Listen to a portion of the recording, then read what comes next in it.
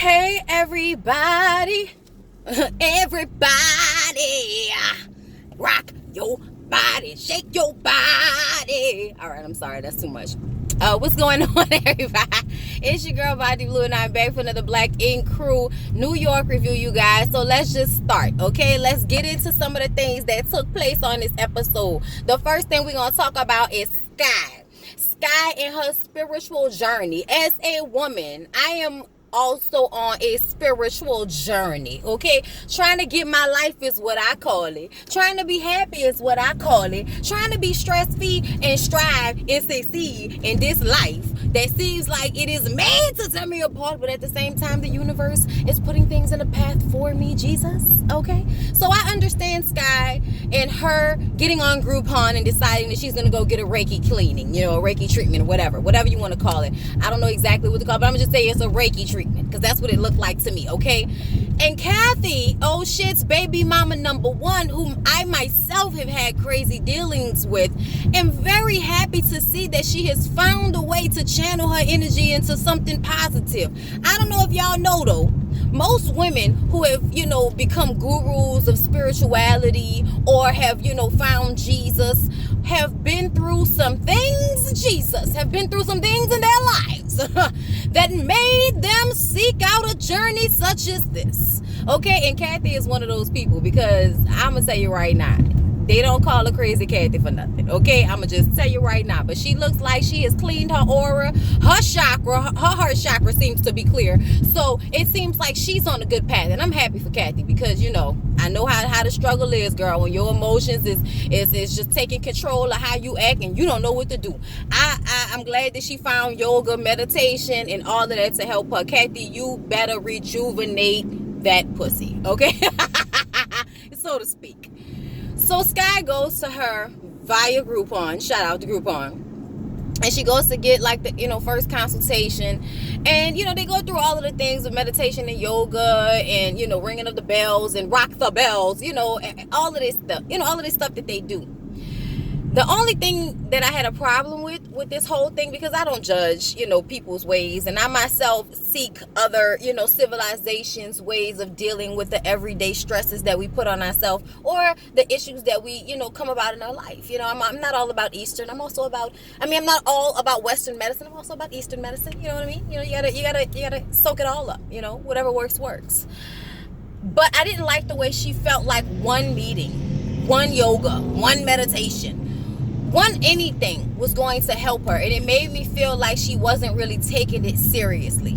It made me think it was just for TV purposes. Oh, I've acted crazy. How about we go and oh look, Kathy's on Groupon. Let's hook that up and let's do some yoga and some meditation and see if we can calm Sky's ass down. This will be a great scene. It'll be funny. We can go back another time. It's shit to shoot.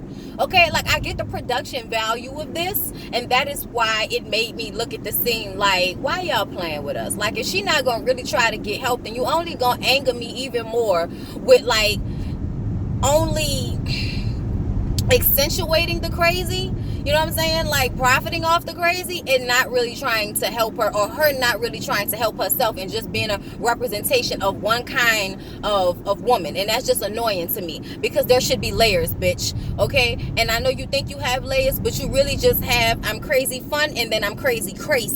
And that's the same thing. It's all erratic. Where's the calm, bitch? Okay, I need you to find it. Jesus.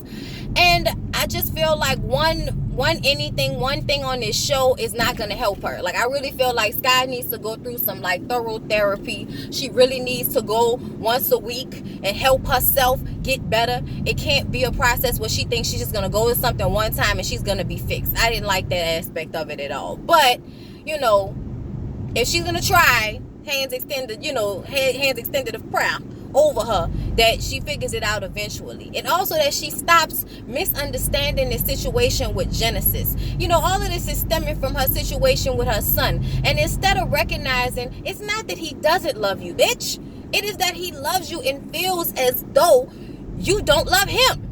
Because your actions, you left him. You are out here living your life, as if you are not the mother of two sons, and that is what affects him. The moments when he is thinking about you, you acting ass on social media or reality television, whichever, bitch. Okay, like that's his problem, and she doesn't seem to understand it. She thinks he just doesn't love her, he doesn't fuck with her, and it's like, no, that is not what this is. It's exactly the opposite. You know what I'm saying? But hey, it's not my life. It's not my life to figure out. I'm just telling y'all what I see. Okay, but we're gonna go ahead and move along to Tati. Okay, we're gonna splash into Tati for a minute. Y'all know that's the new manager that don't nobody really pay attention to except for when they picking on her. Okay, and that's exactly what they did this episode.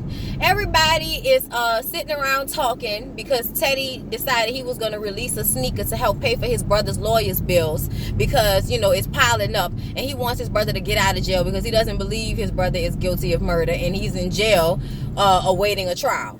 After trial, you know, they keep getting them, and then it's a continuance. So he's gonna pay, you know, a good lawyer and pay the rest of the lawyer's fee so that he can help his brother. So that's what the tennis shoe sale is for. He created this tennis shoe, got the tennis shoe deal. We happy for Teddy. He's telling them about this, and Tati is looking down, and they ask Tati what's going on with her, and she says that it's her parents. She feel like she can never please them. They want her to go to school and do something she don't really care about, and she wants to continue to do what she has been doing, which is tattooing, and they just not happy with that. Now I feel like she seems successful as a tattoo artist, so I don't understand why her parents wouldn't be happy either way. If you're successful, you're successful. You know what I'm saying? If you can take care of yourself, you can take care of yourself. I wouldn't care if my child didn't want to go to school and wanted to become a tattoo artist, as long as they was taking care of themselves, making their own money, not doing nothing illegal, and not asking me for shit. Okay, once they done got to, like, you know, 21, 22 years old, I don't need you calling me asking me for shit unless you in college, okay? Unless you in college and I've told you that your little part-time job is cute, but you need to focus on school. But if you're not in school and you got a job that's paying your bills and you ain't asking me for shit, I don't care. So I don't know what Tati's parents' deal are, but they might just be old-fashioned and want her to go to school. But trust me, all that debt and all of that shit ain't always the answer. Trust me, okay? Trust me. Fuck. Anyway, real life Jesus. Anyway, so she was just expressing how she was feeling, and Walt, who is always going through something that he doesn't want to tell anybody, okay, completely like lashes out at her and starts to scream about how most of us don't even have parents that give a fuck, and you over here complaining about your parents giving a fuck about you, bitch. Like, don't nobody want to hear this shit from you. And, you know, you need to just stop being a spoiled brat. And it just was real too much. It was real too much. He just kind of spazzed out. And like doing all of that to her. And she just was sitting there looking. And it's like, I understand that her problems aren't your problems. And she might be being, I feel, a brat in a way of not recognizing that the people around you don't even have their parents in their life like that. Like, I was always kind of aware of the fact that I was lucky that my daddy was always at everything. Because a lot of the other little black girls' daddies wasn't around. You know, or if they were around, they weren't really present. And my daddy was always there and present whenever I had something, you know, whenever something was going on with me, he was there. And I was very aware of the fact that some of my friends, my girlfriends, dads weren't around like that. So I kind of was made aware of that at a young age. But Tati, maybe not. Either way, she should still be able to vent how she feels without being attacked by Walt, because he's going through some shit. You know what I'm saying? Whatever. So that happened the first time. Okay? Now let's talk about Donna. Donna was supposed to do a tattoo. I don't know why this young lady wanted Donna to do a portrait of her son. That's what I thought she said. I don't know why you would go to Donna for a portrait, but I guess she was giving you a deal, bitch. Whatever.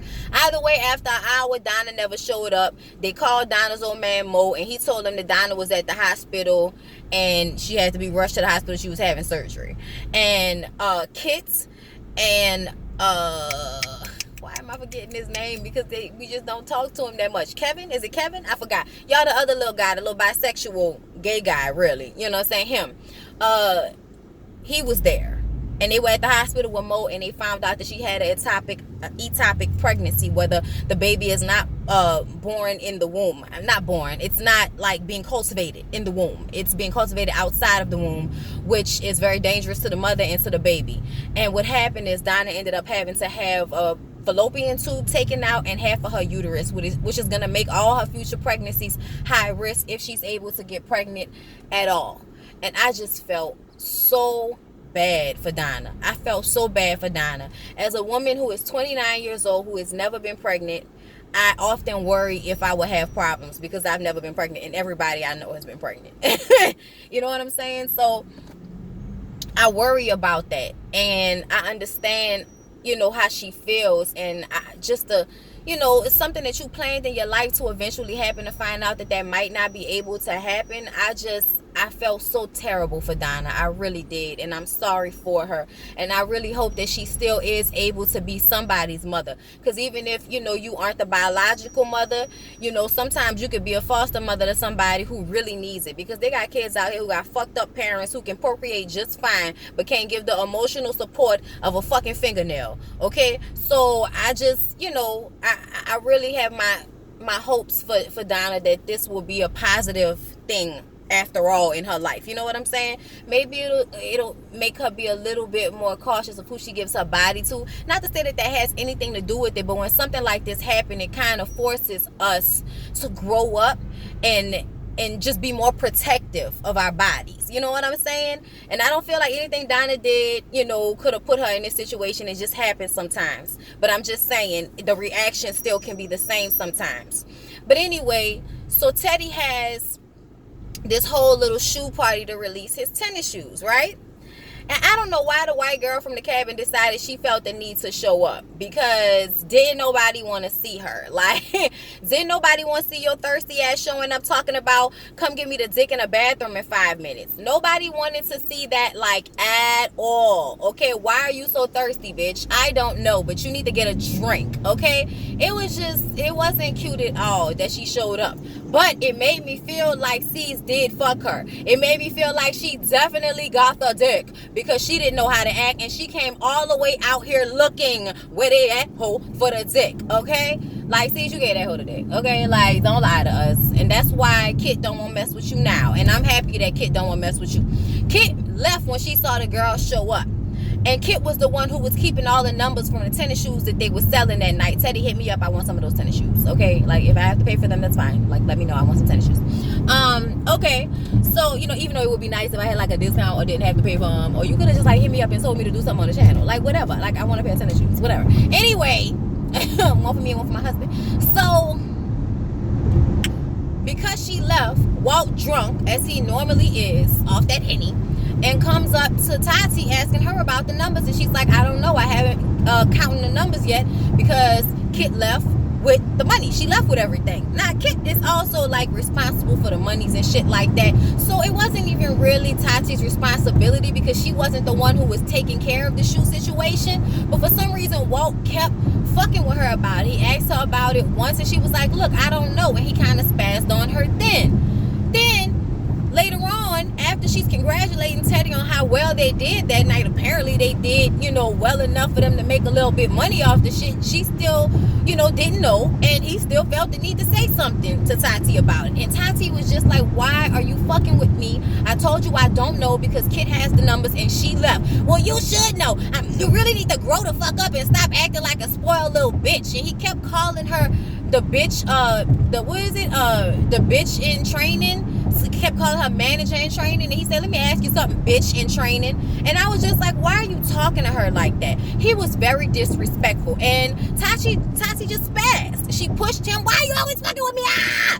And she pushed him, and then she pushed C's, and he's like, what the fuck? And everybody's looking at her like, what? Why are you acting like this? And I'm like, you've been bullying that girl all fucking week, all episode, all night, nigga. And when she finally spazzed out on your ass, now you want to act like, oh, all I did was ask her what the numbers were. Give me a fucking break. And C's, you got pushed because you always stand by and let your other employees assault that fucking girl. She is tired of being picked on. She is tired of being fought. She is tired of getting her ass kicked by all the various members of Black Ink, because they can't deal with the fact that somebody new then came to the shop to work.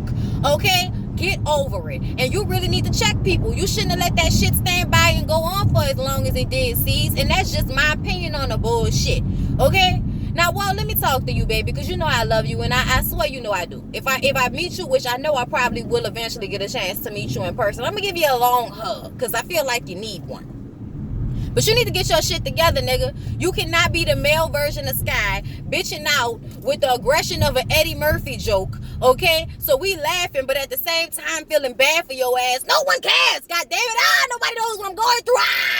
Okay, like, we get it, nigga. We get it. We laughing, we hurting, like, we all there with you, Walt. But you gotta get your shit together, because it's not anybody else's responsibility to ask you what the fuck is going on with you, and then wait and then act accordingly to the fact that you going through some shit that you don't want to talk to anybody about. It's not everybody else's responsibility to check on you like that, Walt. You're a grown-ass man, okay? You're not a child. You're a grown-ass man. But I do understand you, and I understand that you feel like you don't have anybody, and that hurts me for you. You know what I'm saying? And I really wish you find you a nice little chick that you could be with, you know, that would love you for your photography and your personality and your laugh, you know, because it is contagious. You know what I'm saying? I feel like, you know, he's a nice little dude. He's a nice looking dude. You know, just redeeming qualities here. So I know he'll find somebody eventually that he could make a family with for real, that could be in his corner, because I know that's what it is. He feels alone out here. And Tati was complaining about having her family so in her life that they want to make decisions for her. But still, you know what, you got to understand, everybody's struggle is their struggle. That does not negate your struggle, but your struggle doesn't negate theirs either. Okay? So, you know, you just got to deal with your own shit without putting it out on everybody else. Okay? Because it's not everybody else's fault. Well, felt bad for my brother. He looked, you know, looked like he needed a fucking hug. But anyway, see, he took his ass outside and he spazzed and left, and then, you know, that was that. But y'all, you know, it was a good episode. Not much happened. I hope y'all enjoyed the review. Please don't forget to like, comment, and subscribe to my channel. Share me with your people and come back. Come back. Love you. Bye.